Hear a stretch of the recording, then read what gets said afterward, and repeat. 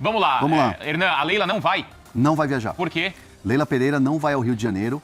Ela sempre vai nas viagens com a delegação, ela está sempre presente, mas dessa vez ao Maracanã, por todo o ambiente, né, que se cria em relação a essa rivalidade, Palmeiras e Flamengo, disputa de títulos, e principalmente o episódio ali, né, de troca de farpas com o presidente do Flamengo, tudo isso, acaba criando um ambiente que não é legal.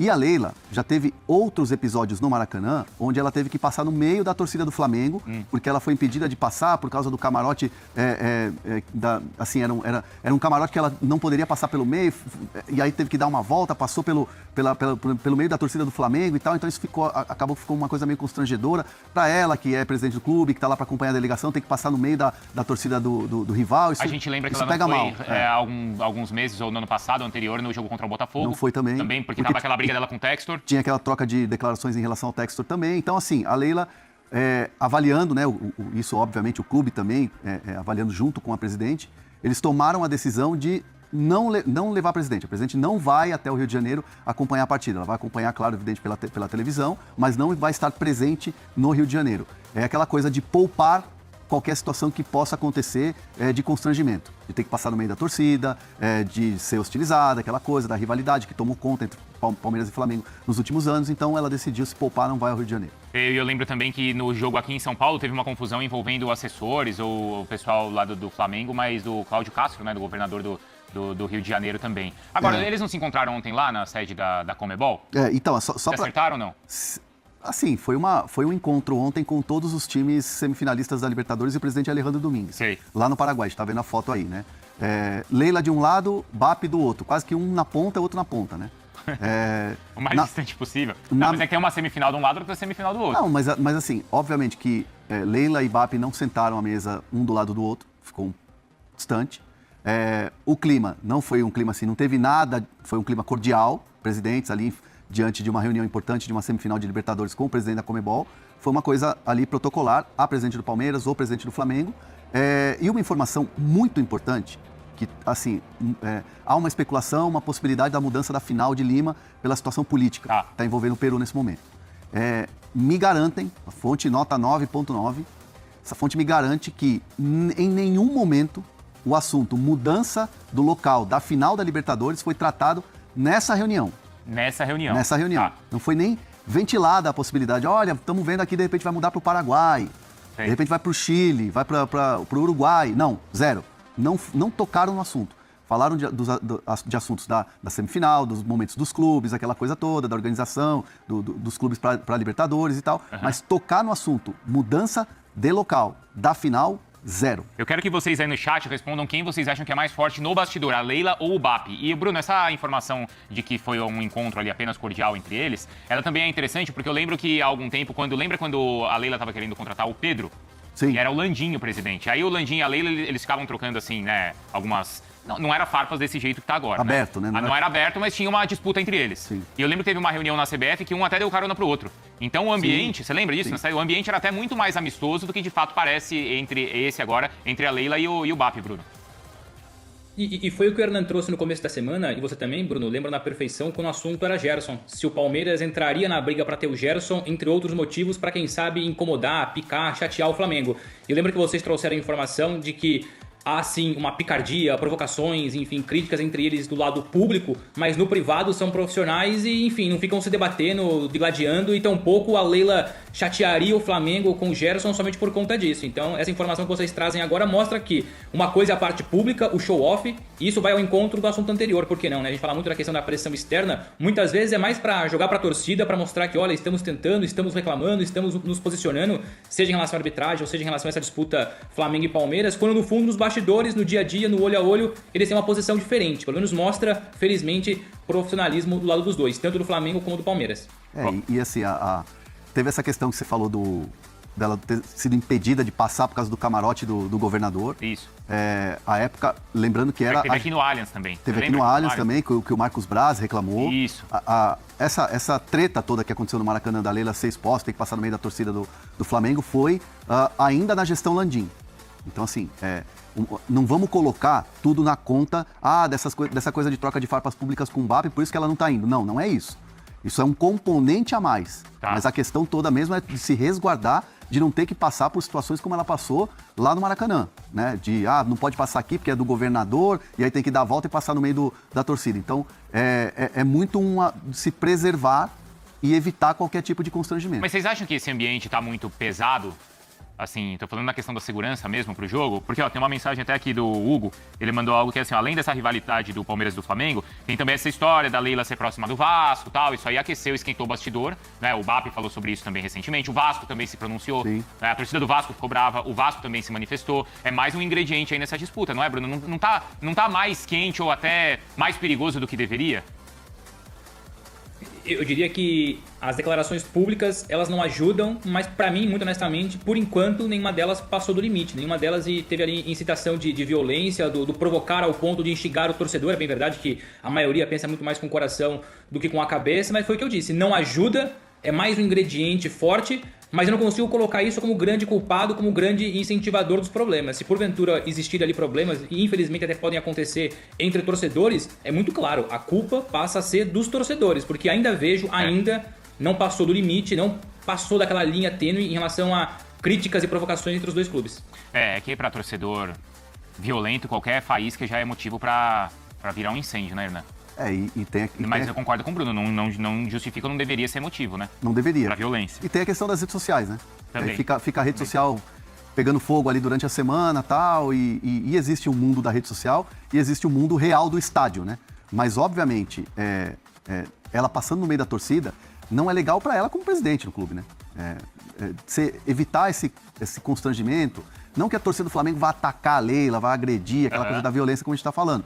Mas, assim, é uma situação onde normalmente, existe uma cordialidade entre os clubes. Quando o clube é visitante, ele tem todo um aparato de estratégia, de facilidades, de segurança que o mandante proporciona. Sim. E aí, nesse caso, como existe toda essa questão também política entre os presidentes, essa troca de farpas, você acaba evitando um pouco qualquer possibilidade de acontecer alguma coisa. Evita esse risco.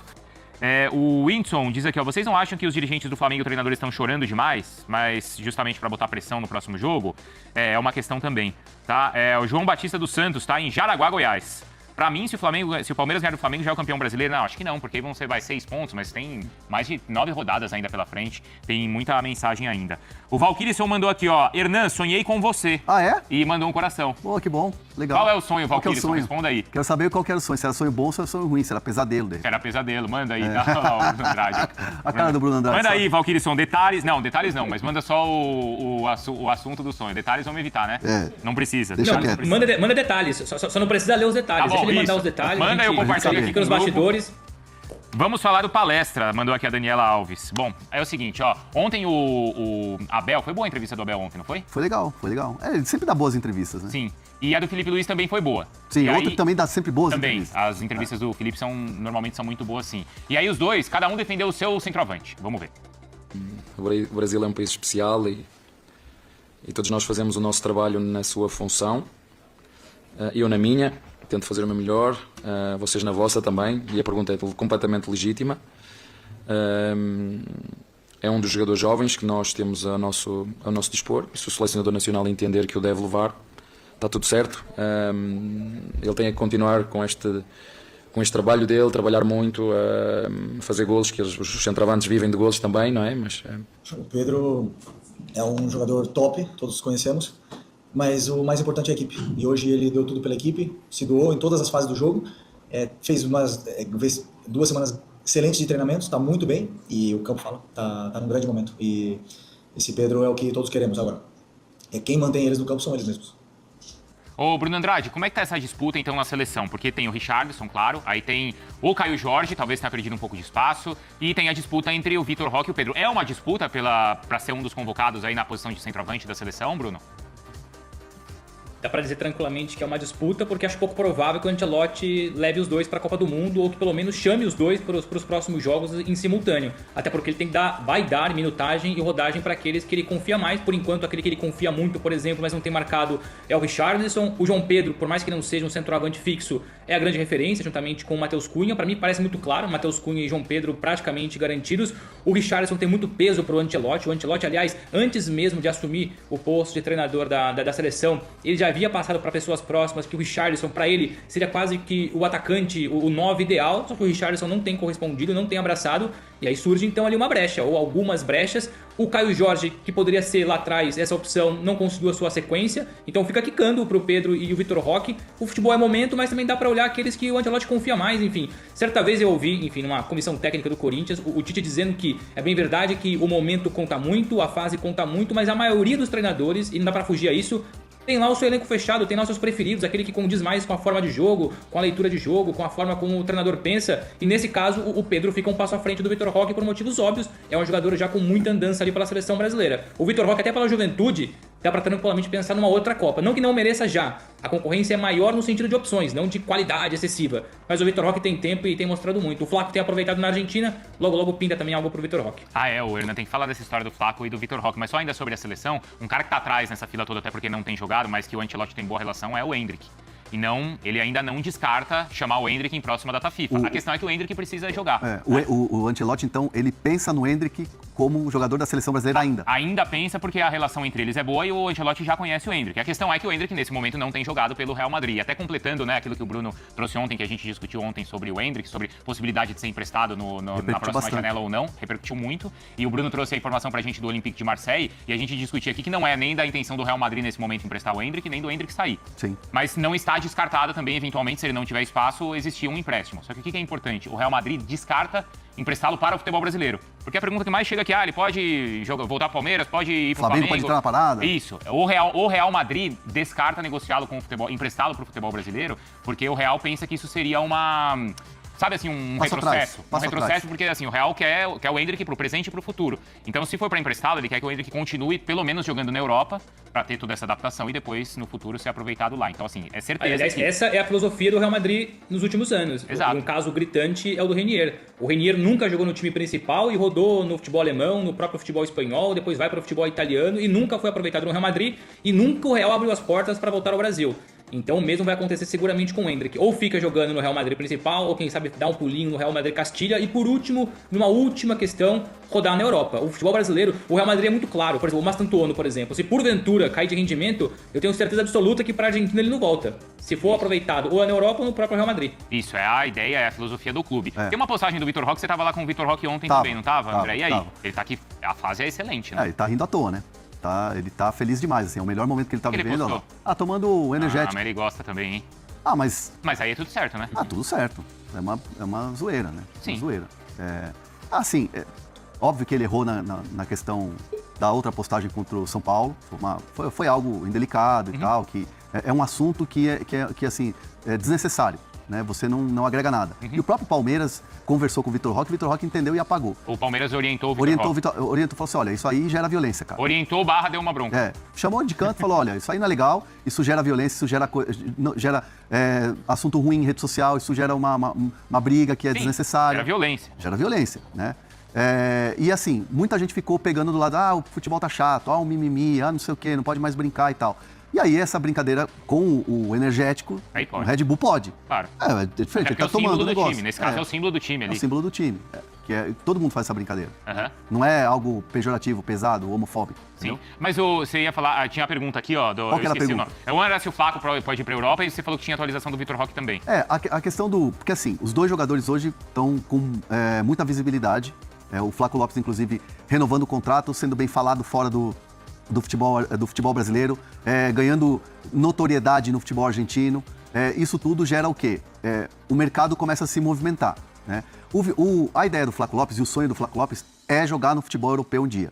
Só que o Flaco Lopes entende que agora é hora dele voar no Palmeiras. Conquistar títulos, ser titular absoluto, ser um cara que a torcida aplaude. E ontem foi muito legal quando o time subiu para o aquecimento e a torcida percebeu o Flaco Lopes lá. Bem, que estava lá já a notícia na lista de relacionados, que ele seria banco. A gente informou aqui que ele seria banco e tal.